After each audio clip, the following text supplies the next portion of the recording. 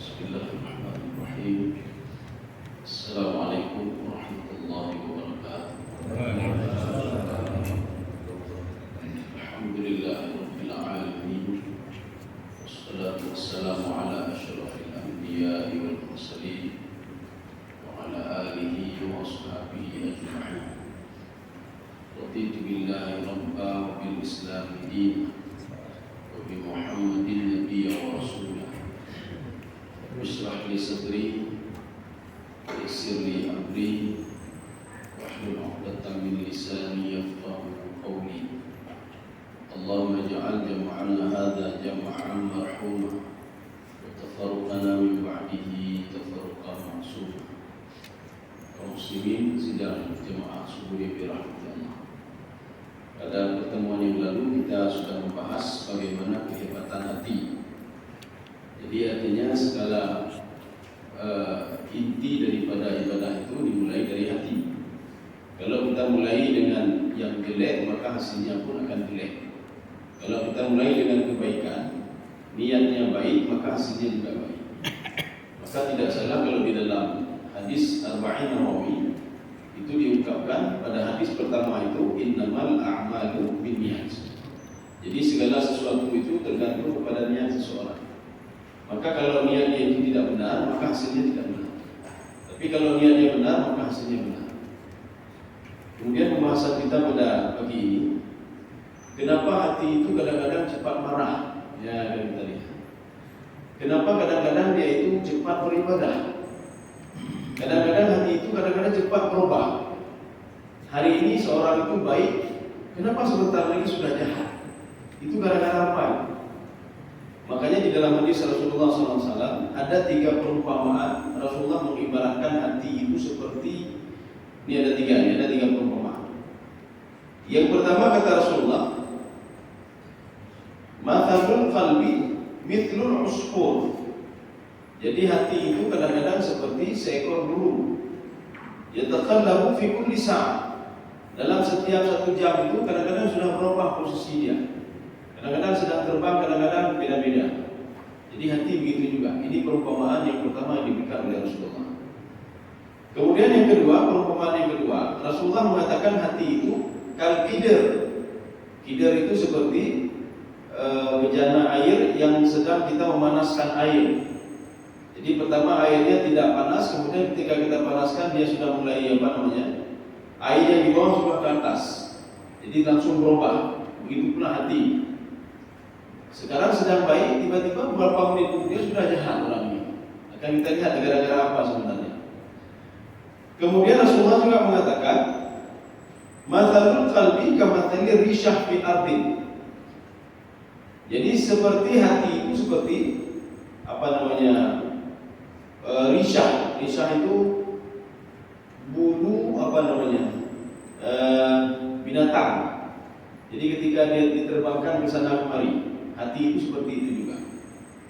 Bahkan sahabat pernah bertanya kepada Rasulullah SAW ketika Rasulullah mengatakan setiap kalian itu ada qarin yang membisikkan macam-macam kepada kalian. Kemudian para sahabat bertanya, engkau juga punya ya Rasulullah? Saya punya juga. Tetapi qarin saya itu sudah mengajak saya kepada kebaikan-kebaikan. Ya ini makanya kita harus memperhatikan. Kenapa demikian? Karena kata Imam Al-Ghazali, ya kita sekarang pembahasan masalah sur'atu taqallubil qalbi. Kenapa hati itu dengan sangat mudah sekali berubah? Beliau mengatakan fa idza asabahu syai'un yata'athar bihi. Kalau hati itu berubah, maka jiwa ini juga berubah, tangan berubah, semua berubah. Jadi sebenarnya hari ini beliau mau bersedekah, tapi ketika berubah hatinya enggak jadi bersedekah beliau. Nanti akan kita lihat apa sebabnya. Gara-gara siapa ini? Min janibin akhar ma yudadu fataghayyara sifatuhu. Bahkan sampai sifat-sifatnya berubah.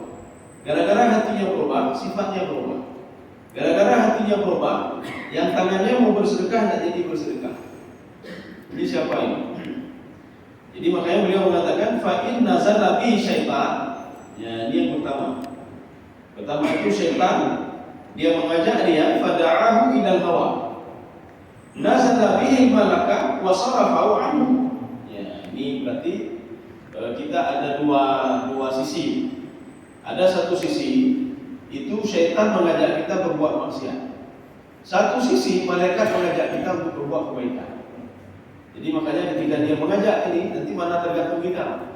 Jadi walaupun syaitan seperti itu, malaikat seperti itu, Allah mengatakan dalam Al-Quran, inna kaida syaitani kana dha'ifah. Pengaruh syaitan itu sedikit sekali, cuma mengajak saja. Kemudian malaikat juga mengajak saja. Tidak bisa dia itu membuat seorang itu menjadi orang-orang muttaqin, orang bertakwa, tidak bisa. Itu tergantung pribadi kita. Makanya di dalam kitab Minhajul Abidin juga punya Imam Al-Ghazali, yang membuat seseorang itu ibadahnya hebat atau tidak hebat, itu paling tinggi tergantung pada jiwa manusia itu sendiri. Jadi kita tidak boleh menyalahkan orang lain. Cuma nanti syaitan membisikkan sesuatu dan mengajak kita ilal hawa. Jadi di sini bukan ilal hawa, kepada kecenderungan berbuat jahat. Fasarafa 'anhu malik. Kemudian datang malaikat mengatakan jangan buat itu. Nanti kamu harus mempertanggungjawabkan di depan Allah. Buatlah kebaikan, buatlah ini, buatlah ini. Maka kadang-kadang seorang bisa berubah. Ketika dia ingin berbuat kejahatan, tiba-tiba dibisikkan untuk berbuat kebaikan. Jadi hati dia tak tahu mau kemana. Kemudian ada juga yang modelnya wa in jatabahu syaitan ila syarrin jatabahu syaitan akhar ila ghairi. Ya, ini ada juga model yang kedua. Tadi model yang pertama. Model yang kedua, syaitan itu kan banyak model. Berarti yang mengajak kita untuk berbuat kejahatan itu bukan satu dua syaitan, tidak, tapi banyak syaitan. Satu syaitan mengajak kita berbuat kejahatan. Satu syaitan lagi mengatakan kejahatan itu yang kamu lakukan. Syaitan satu lagi tidak, kejahatan ini kamu lakukan. Ya, maka dia itu sudah bimbang ya. Di kejahatan saja dia bimbang. Kejahatan mana yang saya lakukan? Kejahatan ini atau kejahatan ini? Rupanya pembisiknya itu banyak ya. Bukan satu pembisik. Maka kenapa kita disuruh selalu itu mengucapkan a'udzu billahi minasyaitonir rajim. Bismillahirrahmanirrahim. Supaya pembisik tidak ada. Walaupun pembisik itu terus membisikkan, tetapi kita sudah membahas pada pertemuan yang lalu, kita tidak dapat dosa. Kenapa? Karena masih pada level yang pertama. Syaitan itu cuma membisikkan saja. Kemudian ketika level kedua juga, kita tidak dapat dosa atau pahala. Kenapa? Karena kita respon. Jadi syaitan itu mengajak kamu buat maksiat ini saja. Akhirnya kita respon, dia juga. Kalimat dia juga ini itu sudah masuk ke dalam tugas hati yang kedua. Walaupun masuk tugas hati yang kedua, kita tidak diberikan pahala dan tidak diberikan sanksi oleh Allah Subhanahu wa taala. Makanya hebatnya syaitan itu apa? Dia cuma mengajak saja. Yang merespon itu adalah manusia itu sendiri. Dia mengajak kepada kejahatan yang merespon manusia itu sendiri. Makanya ketika berada di dalam neraka, ada sekelompok manusia, dia menghujat syaitan. Dia ingin syaitan itu diberikan hukumnya double, 2 kali lipat. Sehingga dia mengatakan wal anhum la'nan kabira. Laknatlah mereka dengan laknat yang besar ya Allah. Kata syaitan apa? Kamu kenapa seperti itu? Ya karena gara-gara kamu saya masuk ke dalam neraka. Dijawab oleh syaitan, fala talumuni walumu anfusakum. Kamu jangan caci maki saya, caci maki dirimu sendiri. Maka syaitan mengatakan, illa an da'autukum fastajabtum li. Kan saya cuma mengajak saja. Adakah saya paksa kalian? Tidak ada. Saya mengajak saja.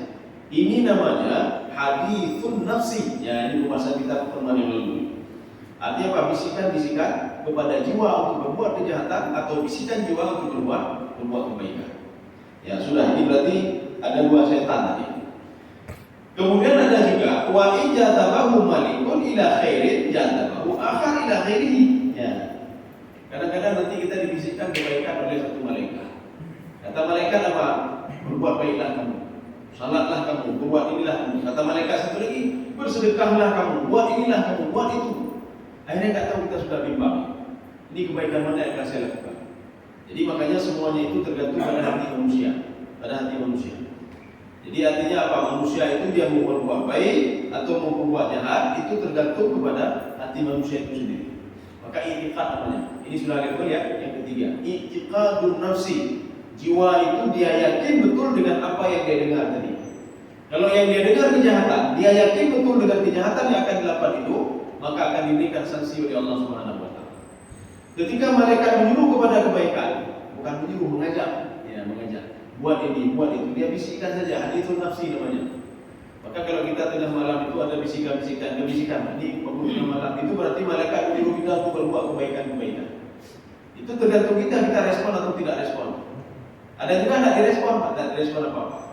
Tapi kalau pada jiwa Rasulullah itu syaitan pun ada, yang jenis tadi, malaikat pun ada.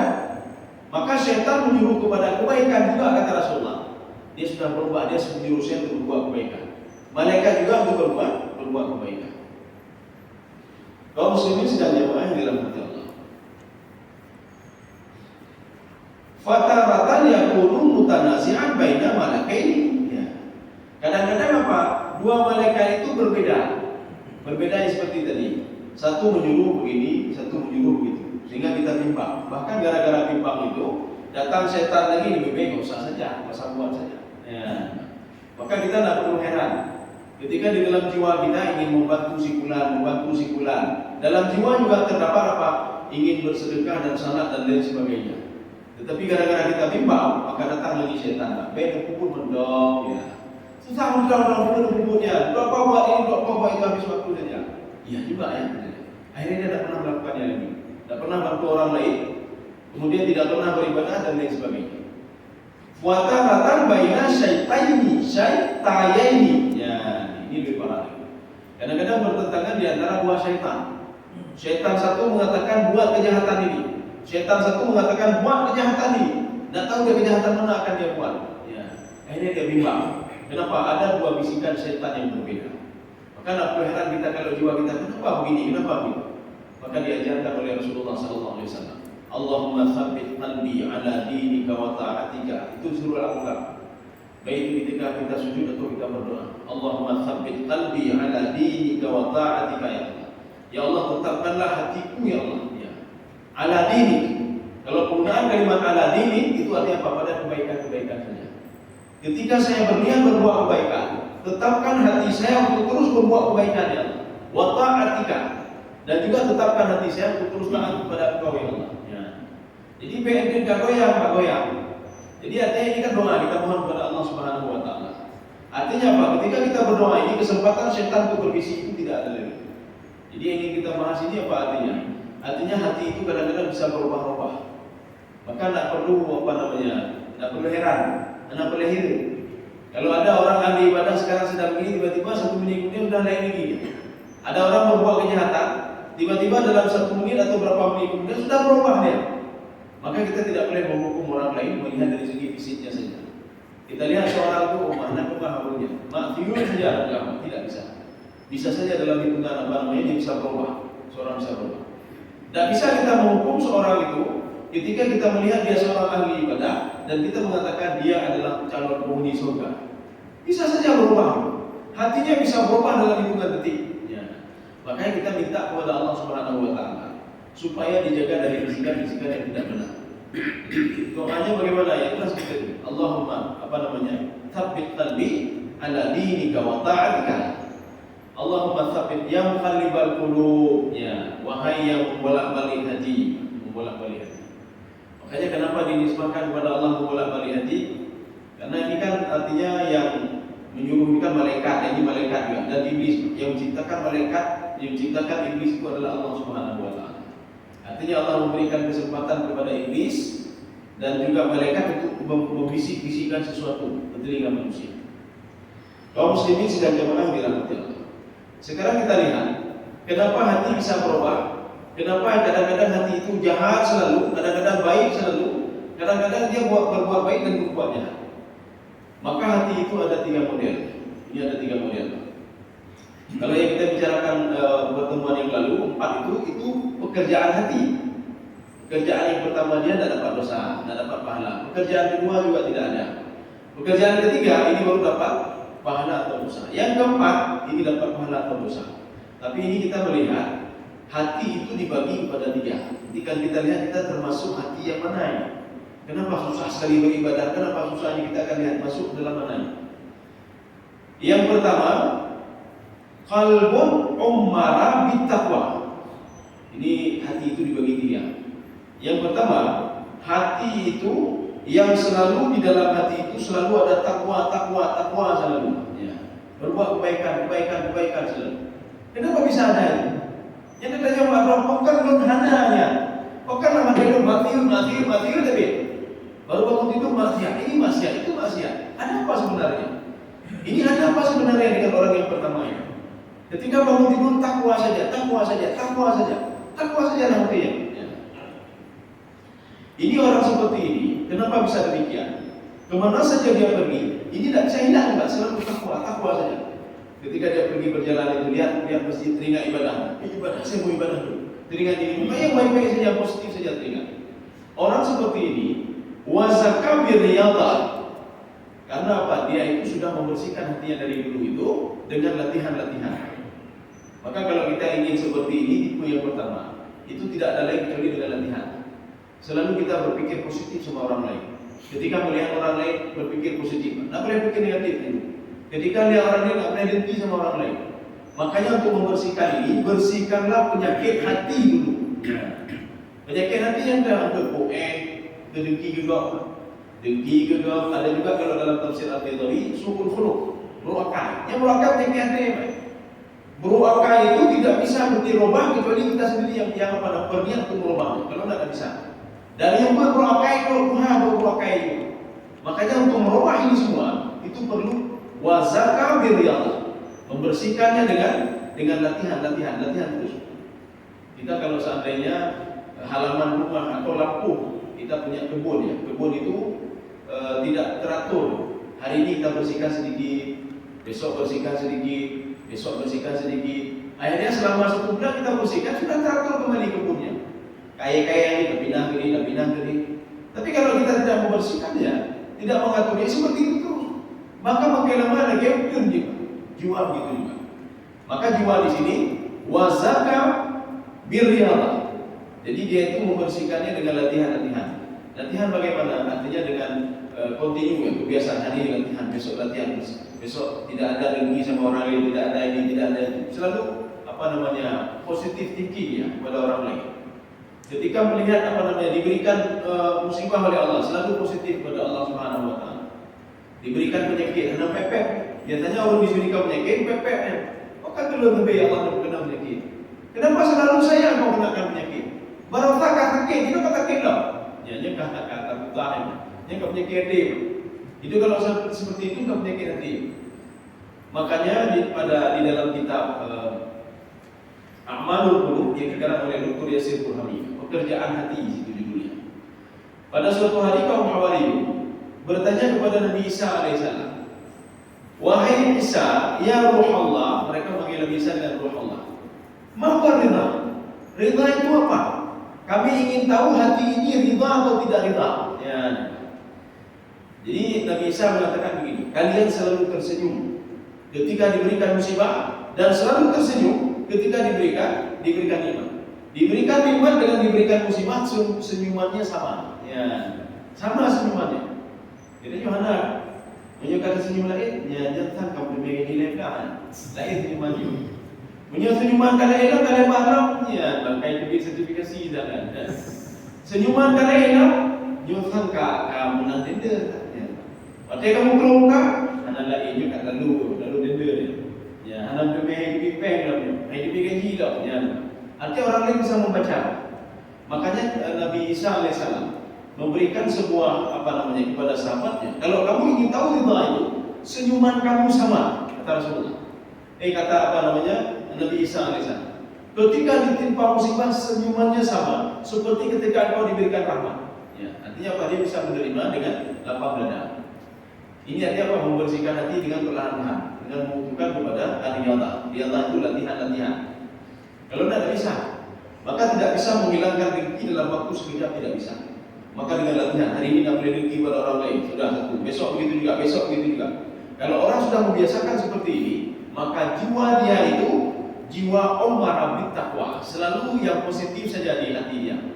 Sama seperti orang ini kan, di kepala dia kalau yang positif selalu. Ketika dia membiasakan diri untuk positif, maka selalu yang dilihat selalu positif. Ya. Jadi beda dengan negatif tapi ini seperti yang kita ceritakan Ini kalau pikiran negatif. Ketika hari Jumat, orang kan semua sudah azan, mau baik itu azan pertama atau kedua, semua sudah pergi ke masjid. Tiba-tiba ada imam, imam telat itu kejaknya. Mungkin nak urusan, bukan pun telat berkibat. Kagak dia sorban, dia pakai sorban semuanya sudah lengkap, dia pakai semuanya. Dia mau berangkat ke masjid. Masjid itu di sampingnya ada sungai kecil itu. Tiba-tiba ada orang tenggelam di situ. Ya Allah. Dan kuimu belum juga. Itu sudah mulai khutbah Jumat sudah hampir mulai khutbah Jumat. Tengku ini lagi. Apakah tengku ini mengatakan berhenti aku? Habis Jumat lu balik rumah dulu. Ini tak kemana namanya Pak. Jadi artinya apa? Tengku imam itu langsung dia buka jubahnya, bajunya semuanya dengan celana punggung, celana pendek. Dia langsung lompat ke situ dan dia tolong orang itu. Ketika dia masuk ke situ, dilihat oleh orang kampung yang lagi. Bibi tengku imam. Sedang jumpa kerana mereka mana perlu dalam dua-dua ini. Hana malih, hana tabu haji ini betul-betul. Ini namanya apa? Pikiran negatif ini. Sehingga dia ceritakan sama orang lain. Hai di depan ada imam dia. Khutbah mau dimulai, tapi beliau masih mandi di kali di sungai. Ya, pipi di imamnya. Akhirnya menyebar semua berita ini ke seluruh kampung. Ini gara-gara apa? Negatif ya. Kita selalu berpikir negatif sama orang lain. Kita kan tidak tahu orang itu kalau tidak ditolong perutnya Pak. Ya, kan kita tidak tahu. Kita yang mau tahunya apa hasil akhirnya saja kita tahu. Kaum muslimin sedang jamaah dirahmati Allah. Ini seperti kalau ada seorang keluar dari apa? Dari bar, kita langsung berpikiran negatif. Belum khamar pastinya. Dia pasti beli khamar. Ada seorang suami istri. Jadi ini ada kisah beliau itu diabadikan di dalam kisah-kisah sufi. Jadi suaminya mengatakan apa? Saya akan terus berbuat kebaikan dalam hidup. Ditanya sama istrinya, bagaimana kebaikan? Saya tidak mau ada orang yang minum khamar hari ini. Saya tidak mau ada orang yang berzina hari ini. Ditanya istrinya, bagaimana caranya? Akan saya beli khamar hari ini, malam ini. Ketika saya beli, saya hancurkan khamar itu dan orang lain tidak bisa membeli khamar itu. Saya sudah menyelamatkan penduduk kampung satu malam tidak minum khamar. Kata istrinya, nanti kamu dipikiran macam-macam oleh masyarakat. Biarin saja Pak ini. Yang penting Allah anak pikir macam-macam dulu. Ya. Kemudian setelah itu hari pertama dia beli semua bir. Akhirnya dibawa pulang ke rumah. Dilihat oleh masyarakat. Bibi tentunya kamu boleh jeb-jebnya khamarnya. Rupanya sampai ke rumah diambil bir itu dihancurkan dimasukkan ke dalam isi. Dan dia mengatakan kepada istrinya, hari ini saya sudah berhasil menyelamatkan penduduk kampung dari tidak minum khamar satu malam ini. Besoknya dia pergi ke tempat pelacuran. Saya tidak mau hari ini ada orang berzina. Ketika sampai ke tempat pelacuran, ditanya kamu berapa dapat hari ini? Sekian, dikasih duit semua. Sekarang pulang semua. Akhirnya dia melapor kepada istrinya. Apa kata dia kepada istrinya? Saya sudah berhasil menyelamatkan penduduk kampung. Malam ini tidak ada yang berzina. Tanya istrinya kenapa? Semua sudah saya bayar dan sudah saya suruh pulang semuanya. Besok begitu juga. Akhirnya dilihat oleh penduduk kampung. Dia tunjuk kalau ini hal itu. Yang pertama kayak berzina. Padahal tidak berzina. Yang pertama sudah berzina, yang kedua dia sudah minum khamar. Akhirnya dia meninggal dunia. Dia cita-cita dia satu. Kata dia kepada istrinya, ini ada dalam kitab kisah tasawuf. Dia ngomong sama istrinya, saya mau dimandikan oleh malaikat para malaikat dan dimandikan disalahkan oleh seorang raja yang adil. Ya, saya akan mau disalahkan oleh raja yang adil. Istrinya mengatakan, bagaimana mungkin kau bisa disalahkan oleh raja yang adil? Kalau seandainya masyarakat melihat kau seperti itu, saya terus berdoa kepada Allah Subhanahu Wa Taala. Akhirnya ketika dia meninggal dunia di tengah lorong, dilihat oleh masyarakat, itipak oleh masyarakat. Masyarakat mengatakan apa? Seorang penzina sudah meninggal dunia, padahal dia tidak berzina. Seorang pemabuk sudah meninggal dunia. Akhirnya seorang raja, dia itu ingin melihat bagaimana keadaan masyarakatnya. Makanya dia memakai baju biasa, tidak pakai baju kerajaan. Dia pergi dengan beberapa orang itu untuk melihat bagaimana keadaan masyarakatnya. Ketika dia lihat, dia melihat ada mayat tergeletak di situ. Dia menyuruh penduduk kampung, kenapa kalian biarkan mayat seperti ini? Apa kata penduduk kampung? Dia penzina wahai raja. Dia peminum khamar wahai raja. Raja mengatakan walaupun dia peminum khamar, dia kan punya istri juga. Dia kan manusia juga. Saya mohon kepada kalian, coba bawa saja ke rumahnya saja, angkat saja. Akhirnya Pak, dengan sangat terpaksa mereka angkat mayat tadi pergi ke rumahnya. Ketika sampai ke rumah diletakkan begitu saja. Kemudian apa kata raja? Wahai, ini dia ngomong sama istrinya, Pak, istri yang meninggal tadi. Suamimu meninggal, kata masyarakat, dalam keadaan berzina dan minum khamar. Istrinya tersenyum. Raja bertanya, kenapa kamu tersenyum? Suamimu sudah ditendang-tendang di tengah-tengah lorong itu. Suamimu sudah dituduh berzina, suamimu dituduh minum khamar. Apa kata istrinya? Alhamdulillah, kata dia. Doa suami saya sudah terkabul. Ya, doa suami saya sudah terkabul. Arti terkabul apa? Dia mau dimandikan oleh seorang raja. Akhirnya raja itu mengakui kalau dia adalah raja. Dia ingin dimandikan oleh seorang raja dan para malaikat dan disalamkan oleh para malaikat. Ditanya, ada apa dengan suamimu? Suami saya tidak berzina. Suami saya tidak minum khamar. Yang diceritakan semua oleh istrinya. Ini kembali kepada tadi. Artinya kita negatif, pikiran negatif sama orang lain. Kalau terus melatih negatif, makanya kita itu dalam hati kita tidak pernah ada ketakwaan kepada Allah. Tidak pernah hati kita itu cenderung kepada berbuat kepada kebaikan. Maka latihlah hati ini untuk terus meninggalkan maksiat. Kalau kita latih hati ini demikian, maka kita akan dapat tipe hati yang pertama. Qalbun ummara bittaqwa. Hati yang selalu cenderung kepada kebaikan dan hal-hal yang positif. Ya. Ada yang negatif. Kemana dia pergi yang positif, kemana pergi selalu positif. Hal yang demikian ini, ya. Fayasrif wa tahura an khaba'ith al akhlaq. Maka oleh karena itu, karena dia sering melatih, akhlak yang jelek itu akan hilang. Karena akhlak yang jelek itu akan hilang, maka akan menyusahkan syaitan untuk membisikkan macam-macam sama dia. Syaitan susah rupanya. Kenapa susah? Di dalam hati dia sudah ada kebaikan. Ketika dia syaitan akan masuk susah. Ya, ini seperti kita punya pendirian di kepala. 1 tambah 1 2, 2 tambah 2 4. Orang lain tidak bisa berubah lagi. Karena kita sudah yakin 1 tambah 1 itu adalah 2. Kita yakin hati kita kebaikan itu ini. Dengan apa? Biar Riyadhah itu dengan selalu membiasakan diri pada kebaikan. Ketika membiasakan diri pada kebaikan, bisikan-bisikan jahat itu tidak masuk lagi ke kepala kita. Mereka mengalir. Ya. Maka hati ini ummara bittaqwa, selalu penuh dengan takwa, kebaikan positif saja. Ibu ngerigau karena selalu dia positif.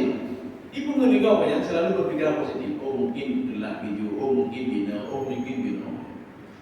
Ini hati yang pertama.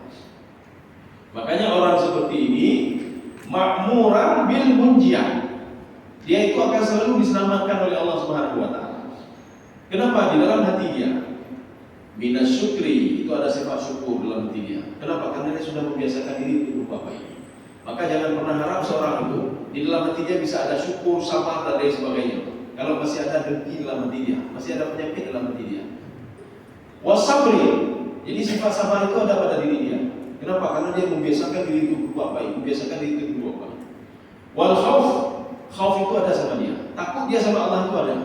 Artinya apa? Dia tidak takut kepada manusia, tapi lebih takut kepada yang menciptakan manusia itu sendiri. Ya. 2, 3. Yang keempat, waraja. Raja itu apa? Dia selalu mengharap kepada Allah. Sifat tawakal itu akan muncul. Ya.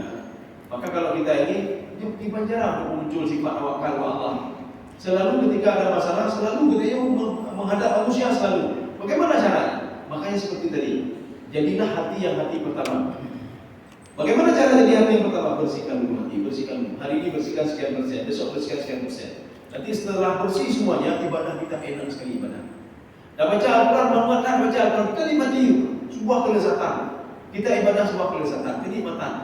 Bahkan ketika kita ingin berbuat maksiat, kita haidkan nikmati. Ya. Kenapa? Karena hati sudah terbiasa dengan berbuat baik. Kemudian wal faqru wasuhu wal mahabbah. Ini semua sifat-sifat yang akan muncul ketika seorang membersihkan hatinya. Wal faqru itu apa? Dia masih merasa fakir dengan ibadah. Dia masih kurang terhadap hal-hal kebaikan. Maka dia akan terus buat kebaikan, hari ini buat kebaikan. Jadi masalah kebaikan itu bukan masalah banyaknya, tidak, tetapi apa? Nilainya. Ada orang kebaikan sedikit tapi nilainya banyak sekali. Ada orang kebaikan banyak tapi tidak punya nilai apa-apa. Bagaimana tidak punya nilai apa-apa? Dia bantu orang lain 1 miliar bantu yatim. Nyawa yatim bantu 1 miliar. Tetapi bantuan dia itu membuat orang itu sakit hati. Yang menyuruh bantu awak kan Nabi Nuh. Ya, mana dia itu pula menyuruh bantu. Makanya ada 2 syarat ketika bersedekah itu. Jangan pernah adha itu menyakiti orang lain. Kalau sebab menyakiti orang lain, pahala kita sebesar apapun yang kita lakukan, itu tidak ada nilainya lagi. Sebesar apapun bantuan yang kita lakukan, Dia punya hana lebat tu masjidnya, hana lebat tu WC, hana orang ni dia WC hana ya. Hana lebat tu tempat jauh tu dia kan terbuka. Ini artinya apa? Kebaikannya itu sudah hilang semuanya. Tidak ada lagi kebaikan-kebaikannya. Kemudian wal mahabbah wal ridha wa syauq wa tawakkul wa tafakkur banyak sekali. Wal muhasabah. Semua itu akan muncul dari hati dia. Gara-gara apa? Dia bersihkan sedikitnya. Seperti seorang bersihkan apa air kebun tadi. Hari ini dibersihkan sedikit. Hasilnya kan banyak. Makin indah, makin teratur dan lain sebagainya. Kenapa? Akibat dia itu setiap hari dia berusaha untuk pindahkan kayu. Dia pindahkan ini, dia pohon nandu, dia konyo, dia pilih, dia berikan pupuk dan lain sebagainya. Hati begitu juga. Kenapa jiwa kita, kenapa tubuh kita selalu kita berikan makanan? Kita berikan makanan yang enak-enak. Yang menyatakan dulu, ini makanan apa ini? Pak Joko ini, restoran mana makan sekarang? Kita cari makanan di restoran mana? Untuk apa? Untuk mengenyangkan perut saja. Dan lezat itu cuma di sini saja. Artinya apa? Kita apapun kita lakukan untuk tubuh ini. Apa saja di restoran ini, tidur di tempat yang nyenyak katanya. Tapi kita tidak kurang sekali memperhatikan jiwa ini. Jiwa ini kan ingin ketenangan jiwa juga. Jiwa ini kan ingin makanan juga. Dia mau makanan juga, bukan tidak mau makanan. Bukan tubuh ini saja memberikan makanan. Dan bahkan kita rugi. Kenapa rugi? Kita memberikan makanan kepada tubuh ini yang hidup cuma berapa tahun saja. Kita berikan makanan, setiap hari makanan enak-enak kita berikan kepada dia. Yang mana tubuh ini cuma hidup paling tidak 60 tahun, 70 tahun, 80 tahun. Sedangkan roh kita ini, dia hidup selama-lamanya. Kenapa tidak kita berikan makanan kepada dia? Yang kita berikan makanan kepada yang hidup sebentar saja cuma. Setelah itu, nyoba yang pun nantian. Buh apa dan ini, buh yang di kilat ni jaro glowing. Nyoba kilat, hati yang kilat, hati yang keluar tapi apa? Pakai kata doa dia keluar tapi. Kenapa tak pernah diberikan makanan sama dia? Selalu muka itu mahal-mahal untuk pembersih muka saja ratusan ribu, bahkan 6 jutaan dalam muka. Untuk jaro binaji, untuk api binaji, untuk nyomata macam-macam. Pakai bule-bule ngolong juga macam-macam. Artinya apa? Untuk kebutuhan jiwa dia. Tetapi ketika meninggal dunia, cuma ibu-ibu lihat, bapak lihat. Ketika seorang meninggal dunia, 1 jam dia baru meninggal, dia kala ibu dia. 2 jam meninggal dunianya sudah mulai hitam-hitam. Selanjutnya kamu lebih. Padahal tadi dia bersihkan ini dia hampir setiap hari. Dia bersihkan dia hampir setiap hari. Namanya kita dekatkan apa kita kamu mayatnya kamu. Itu apa namanya? Kalau dalam pandangan Imam Ghazali itu kita cuma memperhatikan sesuatu hal yang hancur. Tetapi roh kita tidak pernah kita inginkan. Roh itu ingin dia selalu bermunajat kepada Allah. Roh itu ingin selalu dekat dengan Allah. Roh itu ingin selalu berzikir kepada Allah. Sebagaimana malaikat berzikir, binatang berzikir dan lain sebagainya. Tapi tubuhnya yang dilarang. Tubuh ini selalu melarang dia. Apa kata tubuh ini? Anak kado. Padahal anak tubuhnya. Yang kerjakan cuma roh dia. Yang kerja cuma roh dia. Cuma gara-gara diberikan motivasi oleh tubuh. Bedanya takik don. Yang jak dia pura. Takik don, takik. Akhirnya dia mempertimbangkan tubuh dia daripada roh dia. Ketika tubuh dia ingin ke masjid, roh ingin ke masjid. Jadi roh mengatakan, "Dong punya perkenan roh ni, semayang ni. Bukan di tubuh. Hai baby, suum takik boleh lo ni. Baby, dia selok anak takik nak kilo." Akhirnya karena pertimbangan itu roh nak jadi tinggi, kafirlah. Karena roh kan lelaki lagi. Akhirnya kita sekarang sudah banyak mempertimbangkan tubuh ini. Ya punya tubuh kami hatar kami muda, kami muda, batin meninggal, anak kurang muda dia habis ini. Tapi roh itu tidak pernah tua dan tidak pernah hancur. Roh itu selalu abadi. Ini yang pertama. Makanya Allah Subhanahu wa taala memanggil nanti ya ayyatuhan nafsul mutmainnah, wahai jiwa-jiwa yang tenang. Maka kalau kita ingin dipanggil oleh Allah dan menjadi jiwa yang tenang. Jiwa yang tenang bagaimana? Jiwa yang tenang. Biasakanlah diri itu untuk berbuat kebaikan. Itu membutuhkan kepada riyadhah. Riyadhah itu latihan-latihan dan bersihkan. Kalau orangnya katanya dah ganti kau, ganti juga orangnya gimana caranya? Punya haji ini tak hendak Punya haji pun dia orang nak tukar kau. Beda kan kau orangnya. Orangnya katanya galak tu macam-macam juga pak kalau kau bincang-bincang ayo. Beda kau orangnya. Memang berat sekali. Besok biasa kali. Ini kalau mau jadi tipu yang pertama. Kalau tak ada cara. Makanya ketika dipanggil roh itu, ya Tuhan nafsul mutmainnah, wahai jiwa yang tenang. Kenapa tenang jiwa ini? Karena sebelumnya di dunia dia sudah dekat dengan Allah. Tapi ada juga jiwa yang tak tenang, jiwa tak tenang. Kenapa tidak tenang jiwa itu?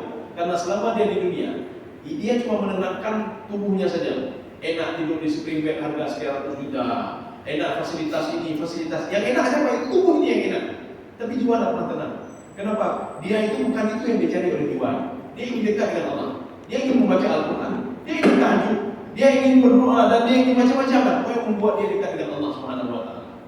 Maka coba pergi ke tempat-tempat hiburan. Ketika tempat hiburan yang berdatu hati, hiburan yang kejo kan tempat lo, ke tempat lo yang bukan hati.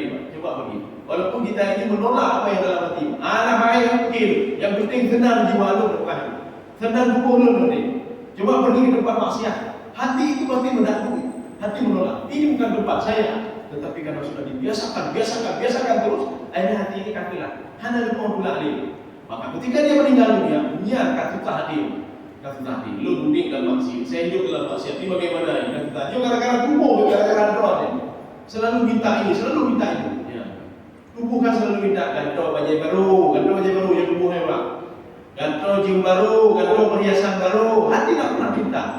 Hati cuma minta dekat saja dengan Allah, itu saja dia minta. Tapi tubuh ini permintaannya banyak sekali. Lu tak lagi. Ketika lihat cek lu, kapan dia berdua puluh di cek lu, tak nampak yang ganto, mana nyaman juga. Ganto, mana je, ganto, semua kita penuhi.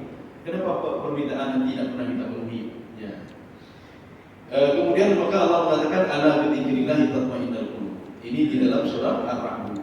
Untuk bisa seperti itu, teruslah berzikir kepada Allah, teruslah berzikir. Biasakan diri itu terus berzikir. Jadi ini membutuhkan pada latihan-latihan. Ya, sudah. Sekarang yang kedua.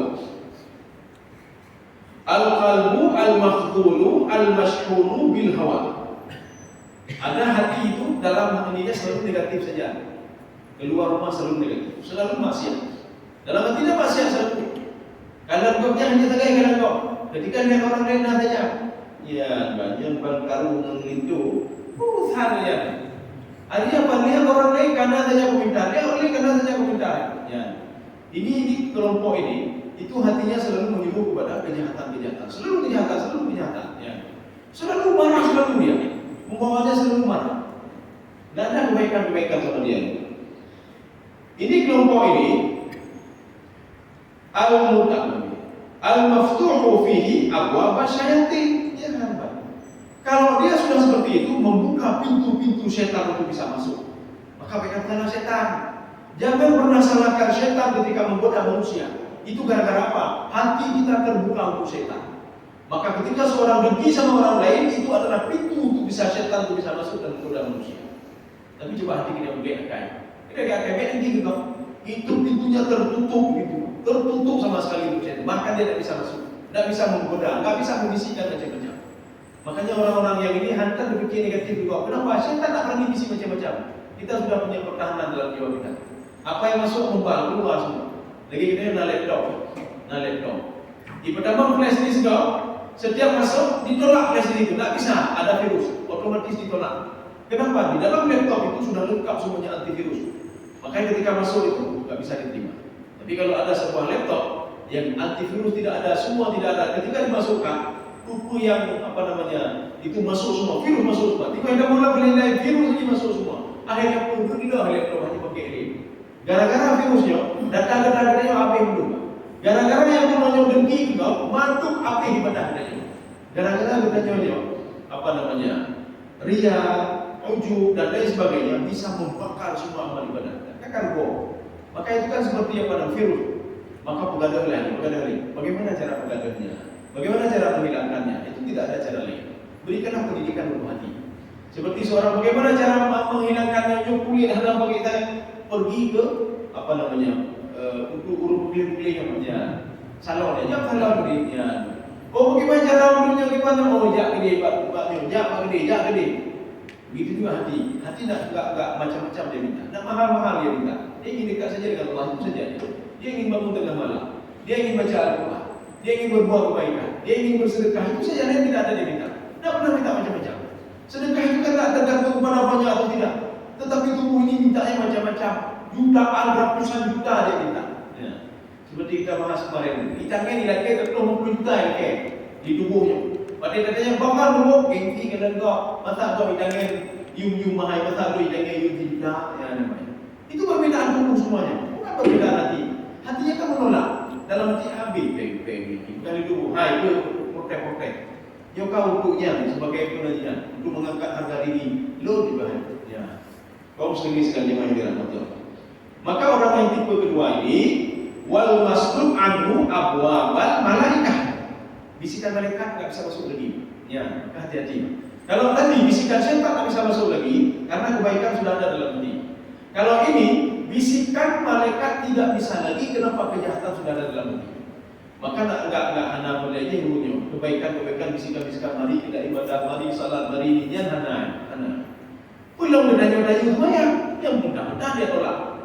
Bisikan malaikat saja tidak bisa masuk, apalagi bisikan kita. Namun bukan mati, bukan. Hai jangan lumayan, ajak ini. Ya. Maknanya apa? Bisikan malaikat sudah tertutup, malaikat saja tertutup, apalagi manusia. Kita ajak dakwah. Tetapi Allah menyuruh kita memang untuk terus mendakwahi. Kemungkinan besar dia itu sudah membersihkan hatinya dan dia bisa masuk kebaikan tadi. Mudah-mudahan bisa masuk kebaikan. Ini orang tipe yang kedua. Makanya kenapa tadi setan bisa masuk? Fayaqwa sultanus syaitan litisai makanan. Kekuasaan setan makin kuat. Kenapa? Dia sudah luas tempat tinggal dia di dalam tubuh ini. Ya, kenapa? Kejahatan sudah banyak sekali. Karena kejahatan banyak sekali, kesempatan setan untuk masuk itu banyak. Bahkan dia bisa bolak-balik di situ, Ya, sudah punya tempatnya. Tapi tadi tidak ada tempatnya. Dia tidak punya tempat. Kenapa? Karena dalam ini kebaikan semuanya. Dalam ini hana lebih ke bawah, hatinya baik sekali, sehingga susah untuk masuk. Makanya Rasulullah SAW menyuruh kita juga untuk setiap masuk ke rumah yang ada penghuninya atau tidak ada penghuninya, untuk selalu mengucapkan salam. Assalamualaikum warahmatullahi wabarakatuh. Bismillahirrahmanirrahim. Assalamualaikum warahmatullahi wabarakatuh. Itu setan-setan iblis yang dari rumah tanya, ide doanya, yang mengandung ide doanya. Apa kata dia? Tempat kita bukan di sini kan? Kenapa? Ini tempat keberkahan ini. Tidak bisa tempat keberkahan tinggal kita. Mari lari hidup. Maka setiap hari kalau kita ngomong seperti itu, setiap hari kita baca Al-Quran di rumah kita, hampir hidup iman. Tidak ada tempatnya. Tetapi kalau di rumah itu tidak pernah baca Al-Quran, di rumah itu maksiat saja, di rumah itu mupepet, itu menaknya. Ini tempat setan. Maka setan itu akan kuat di situ dia, sama seperti manusia. Fayaqwa sultanus syaitan litisai makanihi. Ya, ini apa kata-kata Imam Ghazali yang mungkin bisa menjadi motivasi kita supaya jangan terlalu dekat dengan setan dan jangan ada yang hal-hal negatif dalam hati. Kalau ada hal seperti itu, maka membuat setan itu kuat. Maka kenapa dalam pikiran kita selalu maksiat. Bang Budaya selalu ngomongin orang lain. Bang Budaya selalu negatif saja pada orang lain. Kenapa? Setan sudah kuat dalam hati kita. Bukan bisikan lagi ya. Diputar rumah itu. Kalau tadi bisikan, dia kayak putar rumah. Ya. Sekarang kita lihat buku yang ketiga. Kita masuk turun sedikit lagi, 5 menit lagi. Ya. Itu cepat 5 menit jam. Kita lihat sekarang yang ketiga. Kita akan lihat kita masuk tipe yang mana. Saya rasa kita tipe yang ketiga. Belum tahu tipe yang ketiga kita ini. Bukan yang pertama nak tangguh. Model-model lagi nyuruh awak tanya lagi nak tangguh. Tipe yang kedua akan lagi tanya cerita. Kenapa akan lagi dia? Kadang-kadang urut kumayang. Ya urut kumayang, urut beribadah. Kita mungkin tipe yang ketiga. Bagaimana tipe yang ketiga? Al-qalbu al-thalis qalbun tabdu fihi khawatirul hawa fatad'u ila syarri fayulhiqu khatirul iman fayad'u ila khair. Jadi ada hati itu di dalam jiwa dia, pertama ingin buat kejahatan dengan berbagai cara.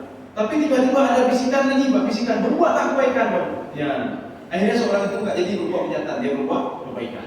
Yang kedua tipe dia ini. Ya, dan kita berdoa dulu. Memang kita tipe ketiga. Kita berdoa terus kepada Allah untuk bisa tipe yang pertama. Tipe yang pertama susah sekali. Karena hati ini harus bersih dari sifat-sifat ini. Harus latihan terus latihan. Kalau tidak sanggup juga maka kita ini masih level yang ketiga. Kadang-kadang ingin berbuat kebaikan, ya antara dua kemungkinan. Ini namanya khawatir. Kalau dalam bahasa Indonesia kita khawatir. Dalam bahasa Arab khawatir juga namanya. Khawatir itu bimbang. Ingin buat kebaikan atau kejahatan. Makanya kalau banyak temannya yang baik-baik, dia akan berbuat kebaikan. Kalau banyak temannya yang jahat-jahat, maka dia akan berbuat kejahatan. Makanya seorang itu terpengaruh juga dengan lingkungan.